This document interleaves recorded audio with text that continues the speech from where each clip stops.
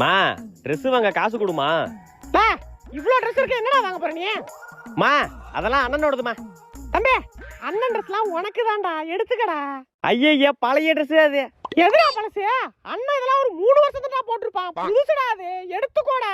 மா 3 மாசம் போட்டாலே பழசுதாமா. அப்ப 3 வருஷம் போட்டு அடி அடின்னு அடிச்சு வச்சிருக்கேன், அதை என்கிட்ட கொடுக்குறியா?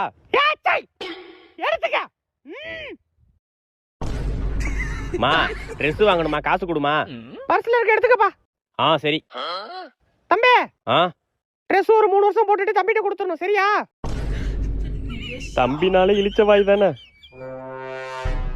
தம்பி, சின்ன பிள்ளை, அந்த கடைக்கு போயிட்டு வாடா. மா நான் படிச்சு தானே இருக்கேன், அவன் டிவி தானே பார்த்துட்டு இருக்கான், அவனை போக சொல்லிட்டேன். அவன் எவ்வளவு கஷ்டப்பட்டு டிவி பார்த்துட்டு இருக்கான், நீ படிச்சு தானே இருக்க, போடா. ஐயா என்னால போக முடியாது. தக்காளி கிழிச்சு விடுவான்ப்பா.